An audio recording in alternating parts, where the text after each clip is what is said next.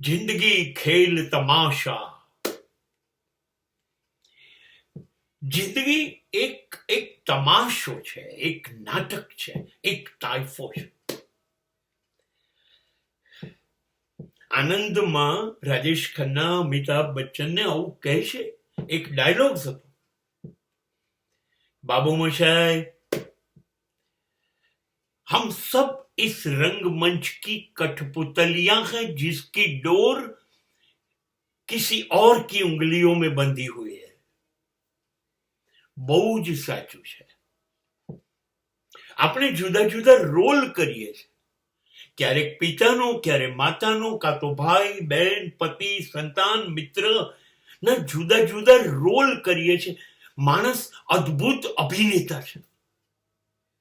જો સવારે દીકરો બનીને મા બાપ પાસે ઉભો રહે છે, પતિ પત્ની એકબીજા પાસેથી મિત્ર તરીકેનો બીજો રોલ કરે છે, બાળકો પાસે પિતાનો રોલ કરે છે, ઓફિસમાં જાય તો માલિકને યસ સર એક એ રોલ કરે છે, દોસ્તો સાથે અલગ તોફાની રોલ કરે છે. એક માણસ એક દિવસમાં કેટલા રોલ બદલે છે. આપણે બધા જ કુશળ અભિનેતા છે. એ લોકો તો સ્ક્રિપ્ટ કોઈ લખે છે, કોઈ ડાયરેક્શન આપે છે, ત્યારે એ લોકો સ્ટાર બને છે. અરે આપણે રિયલ સુપરસ્ટાર છીએ.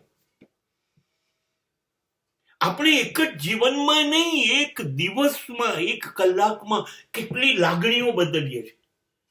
કોઈ કે આજે મારી લોટરી લાગી, આપણે હસવા માંડીએ છીએ. કોઈ કે આજે મારી જે માંદગી છે, આપણે ઉદાસ થઈ જઈએ છીએ. કોઈ મૃત્યુ પામે છે તો આપણે રડવા માંડીએ છીએ. પાછા સાંજે જઈને મા બાપ, પતિ પત્ની, બાળકો બધા ભેગા થઈને જમીએ છીએ. આપણે એક દિવસમાં કેટલા રોલ કરીએ છીએ. આપણે સૌથી મોટા સુપરસ્ટાર છીએ અને દરેક માણસ, અને એને ખબર નથી, દરેક માણસે પોતાની જિંદગીને પોતે એક્ટર છે અને એની આજુબાજુ જે બની રહ્યું છે એ ચલચિત્ર છે, શૂટિંગ છે, પિક્ચર છે. એવી રીતે જોવાનું. આપણે થિયેટરમાં પિક્ચર જોવા જઈએ છીએ તો જોઈએ છીએ અને કેટલા રસથી જોઈએ છીએ. મારામારી થાય, લાગણી થાય, પ્રેમ થાય, રોમાન્સ થાય, તો આપણે તો એની અંદર ખોવાઈ જઈએ છીએ. ઘણીવાર એટલા રડીએ છીએ, છાનામાના અંધારામાં રૂમાલ કાઢીને આંખોથી લૂછીએ છીએ, હસીએ પણ છે, ખુશ થઈએ છીએ. કોઈ અરે એને માર્યો, તું શું કામ ખુરશી પકડે છે? નહીં, આગળ પાછળ થઈએ છે ખુશી.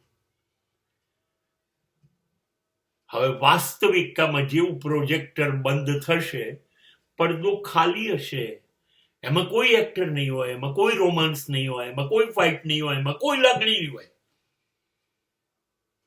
ખાલી પડદો. પ્રોજેક્ટર કોઈ ઓર છે. ક્યાંકથી કશું કોપરેટ થઈ રહ્યું છે અને આપણે જોઈને રાજી થઈએ છીએ કાં નારાજ થઈએ છીએ. જિંદગી આ જ છે. આપણી આજુબાજુ ભજવાઈ રહે છે. ક્યારેક કોઈ લોકો બહુ જ ખુશ કરી દે છે, ક્યારેક કેટલાક લોકો આપણને નારાજ કરી દે છે, કોઈ દગો કરે છે, કોઈ આપણી જોડે વિશ્વાસઘાત કરે છે, કોઈ આપણને દુઃખ પહોંચાડે છે, કોઈ સુખ પહોંચાડે છે. જિંદગી એક તમાશો છે, એક ખેલ આપણી નજર સામે ભજવાય છે અને જોવાનું એ છે કે આપણે જ પાછા એ રમત રમીએ છીએ.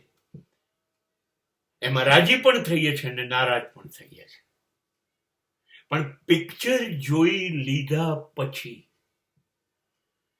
થિયેટરની બહાર નીકળ્યા પછી આપણે એ ગીત ગઈએ છીએ પણ એની એક્ટિંગ રોડ પર નથી કરતા.